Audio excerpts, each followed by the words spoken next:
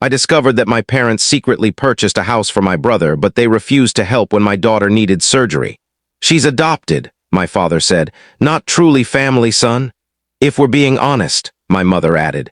Last night I sat across from them at dinner. What I said next shattered the family forever. My name is Mark. I'm 36, a taxi driver in a mid-sized city where the airport is always under construction and people still argue about which pizza place is real. I work nights mostly. Fewer tourists, more stories. I keep a thermos of strong coffee, a roll of quarters for parking meters, and a phone charger for every brand because tips happen in small ways. I'm the older son. I grew up being told I was steady, useful, the one who could be left alone with a list and return with everything checked off. My brother Evan is 30. He's the golden one. Easy laugh, big dreams. He's allergic to early mornings and long explanations. Mom calls him our sunshine. Dad calls him our hope.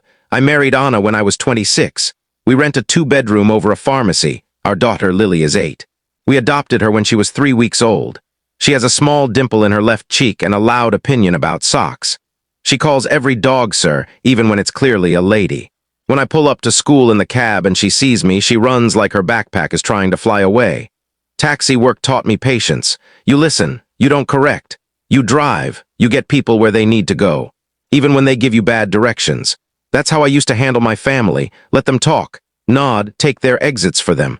Last winter, Lily's cardiologist said the quiet thing out loud. Surgery within a year. He didn't dramatize it. He explained it like a weather forecast. He drew a simple picture of a heart on the back of a billing sheet and circled the part that needed help. I folded the paper like it was delicate. Anna reached for my sleeve under the table. We drove home without the radio on. I didn't tell my parents that day. I told them a week later when they came over to drop off a box of canning jars Mom found for soup season. They sat at our tiny table and complimented the curtains. I said, "Lily will need surgery this year." Mom blinked fast. Dad put his hand on the box like he might lift it and leave. "We'll pray." Mom said, "We will," Dad echoed. I thought that was the first stone in a wall of support. I thought wrong, but that part comes later. Tonight's scene, a Sunday dinner at my parents' house. Roast chicken, overcooked green beans. Dad's special mashed potatoes that he stirs with a wooden spoon he won't let anyone else touch. Evan is late as usual. Mom has the news on mute, so the anchor moves his mouth with no sound, like he's telling secrets. I bring a salad because we were told to bring something fresh. Anna sets Lily up with crayons at the end of the table. Lily draws a taxi with wings. "Super cab," she says. Evan walks in 30 minutes late with a paper bag from a bakery and a story about traffic. He kisses Mom's cheek. He gives Dad a half hug that looks like a handshake that lost its way. He ruffles Lily's hair and says, "How's my favorite lady?" Lily says, "I'm drawing you a ticket for speeding."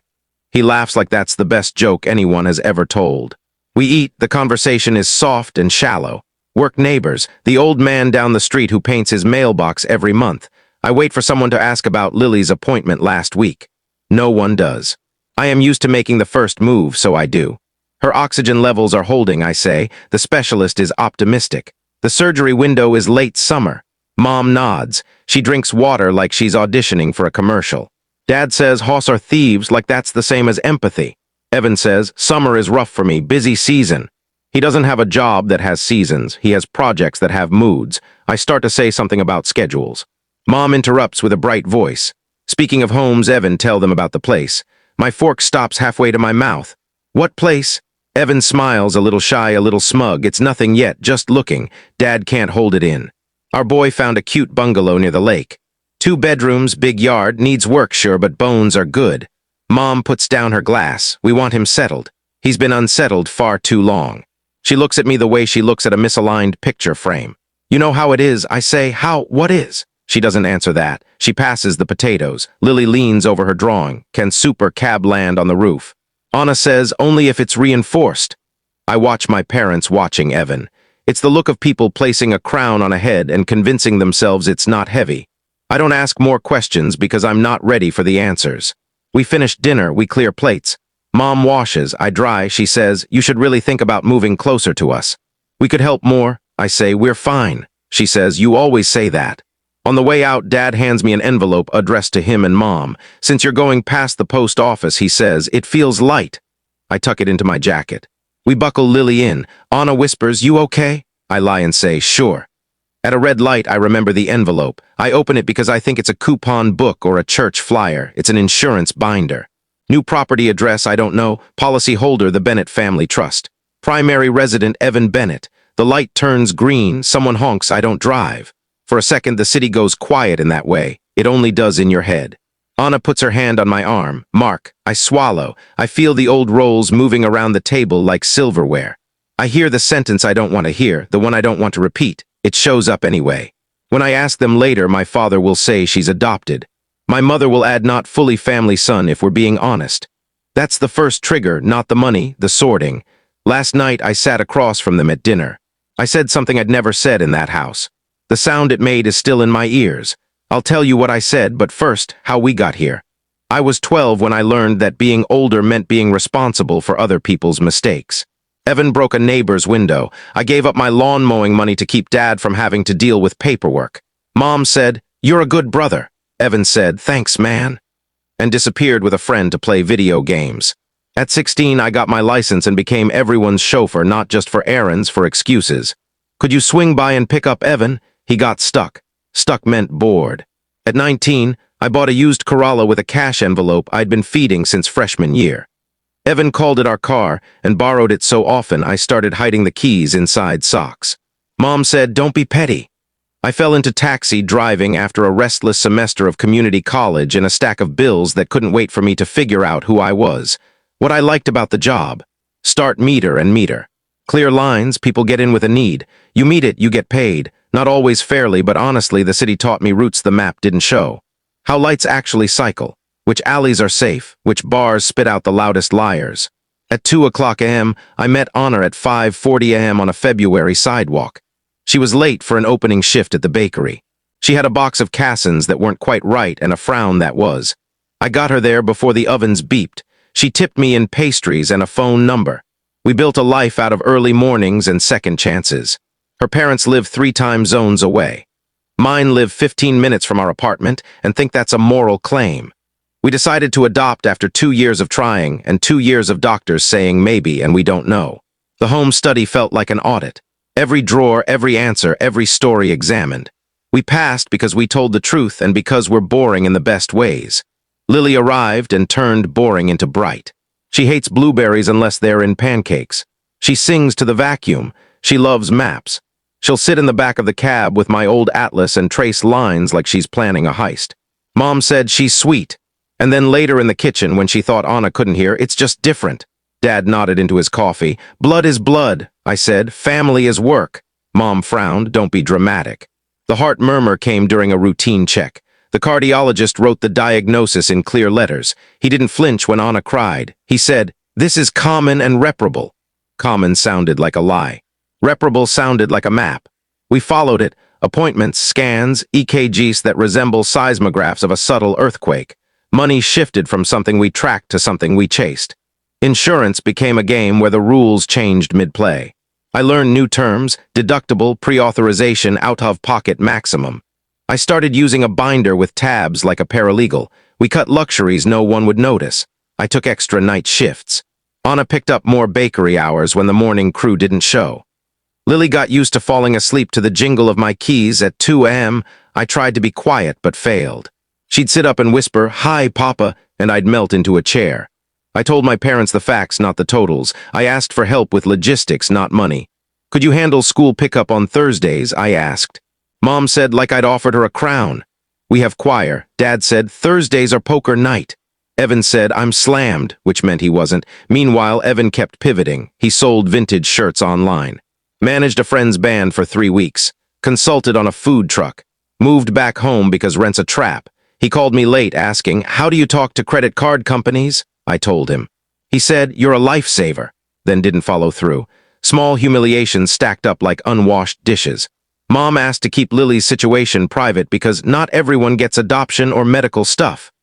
Dad rolled his eyes when I corrected him for saying real parents about Lily's birth parents.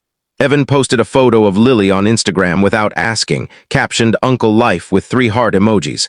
When Anna asked him to take it down, he said, "Chill, it's just a pic."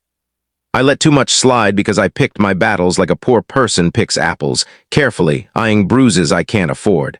Then the first big bill hit.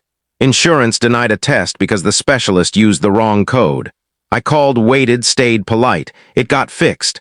The second bill was a deductible. The third was a mystery charge, a fee for a cardiologist reading a scan their own machine made. I paid what I could, planned for the rest, and told myself, we're okay, we're managing. Then the envelope, the binder, the address. I didn't know. I asked my parents the next day in person, not by text. I drove over between shifts and rang the bell. Mom opened the door with that. We weren't expecting a pop-in, but were presentable. Look. I held up the binder. What's this? Dad came down the hall, glasses in hand. He saw the papers and didn't pretend. We helped your brother, he said. How much is helped? I asked. Mom said, that's not the point. What is the point? Dad said, slow, like explaining a drill to a rookie. The point is Evan's starting his life. He needs a foundation. I stared. We asked you to be at a doctor's appointment and you said choir. Mom's mouth tightened. We're doing what we can. I said it then, softly, still hoping softness might work. Lily needs surgery this year. Mom glanced at the kitchen clock. Dad stared at his coffee. We'll pray, he said. Prayer's good, I replied. Action's better. Mom's eyes cooled. We've done enough for you. There it was, the invoice for being their kid. Evan walked in with takeout, saving us from saying anything real. He saw the binder and grinned. You saw, it's not a mansion, just a start. Congrats, I said. It tasted like metal. Later that week, we were invited to Sunday dinner again, the one with roast chicken and the muted TV anchor. I went because I still believed in showing up. They gave me a line to hold. I took it. I'm done with that now. What broke me wasn't the purchase. It was the sorting, the sentence. She's adopted. The add-on, not fully family. A scale in their heads where blood outweighs time, where a deed signature trumps an adoption certificate. A family that uses blessing like a discount code. I left that dinner with a decision. Heavy, simple, clicking into place like a seatbelt before a crash you stop trying to avoid. Last night's dinner started normal.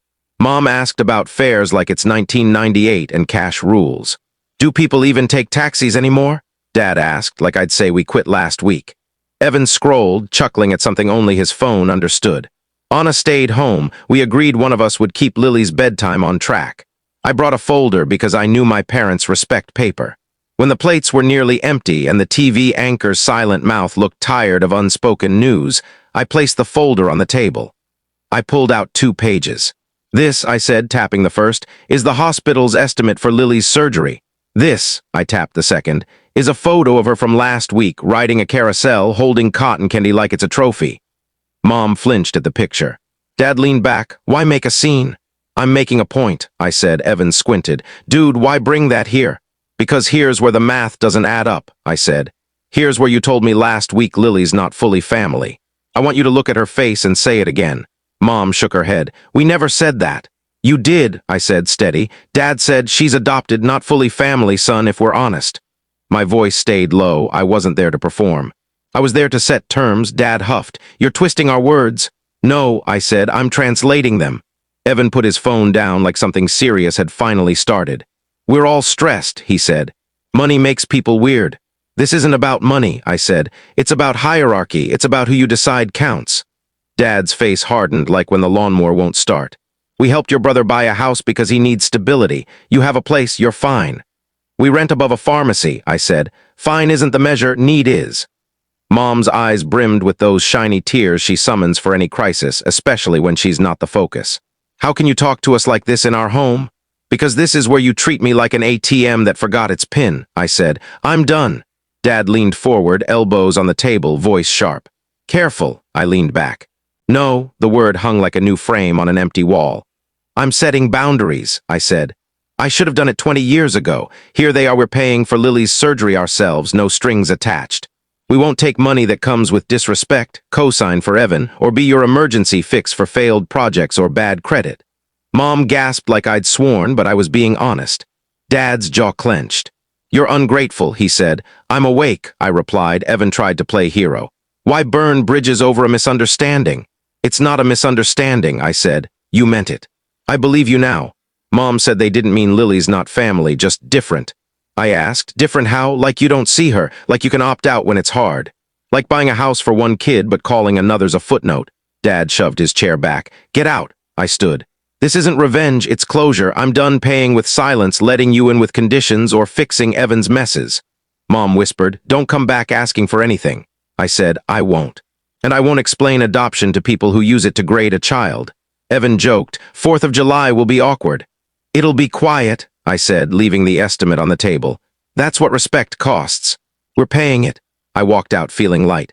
At home, I hugged Anna tightly. She understood without words. Lily slept, her breathing a rhythm I cherish. Next morning, my phone buzzed. Mom, you overreacted. Dad, return the key. Evan, Mom's a wreck. Just say sorry. I ignored them, made Lily's lunch with a note. You are brave. I confirmed the hospital payment plan, $400 a month. The billing lady's voice was kind. We'll work with you, she said. I thanked her like she'd saved us. Mom called at 2 p.m. You're cruel, she said. I'm clear, I replied. You're not my judges and you don't downgrade my daughter to justify your choices. Silence. Then her teary sigh. Your father's upset. He'll live, I said. So will we. The family chat exploded. Aunt Barb, Cousin Jess, Uncle Pete, all with opinions. I muted it. Ben DM'd, proud of you. Got a spare AC if you need it. I sent a heart. Dad showed up, dropped the spare key in my palm. You'll be back when you need something, he said. Stop saying that, I replied, shutting the door. Evan called 13 times. On the 13th, I answered. This is out of hand, he said. They didn't mean it. It's not a sentence, it's a policy, I said. No, I won't check your house wiring. Hire an electrician, he hung up. I made new rules. No loans, no rescues, email only, respect for Lily mandatory. Anna kissed my head. I like this, Mark, boring in a brave way. We told Lily we're taking a break from Nana and Papa. Is it about me? She asked. No, it's about protecting our home, I said. I love us more. She nodded. Can we get ice cream? We did sprinkles for her, chocolate for me. July 18th, surgery day, we planned everything. Neighbor for the cat, Anna's coworker for backups. Lily was fearless, asking for a purple mask, she got teal. The surgeon's good news washed over me. I emailed the family, surgery successful, we'll update when ready. Mom sent prayer hands. Dad offered help, Evan said, proud of you. I closed the email. Recovery was slow, sacred. Anna tracked meds, I counted Lily's steps. Friends brought casseroles, Mrs. Shaw left books. I cried sometimes, Anna held me. My parents' texts felt like inspections. I answered sparingly. Mom tried dropping off lasagna. Leave it downstairs, I said. Evan posted his new backyard, tagged a grill. I didn't care. I fed Lily soup, watched her sleep with a nurse's sticker on her shirt. 3 weeks later, Lily wanted the park. She climbed the slide, laughed like a window opening. I made a new list. Stop explaining adoption. Stop fixing others' problems. Save respect like money. Let silence answer. I slept real sleep, waking to a world that didn't feel like a debt.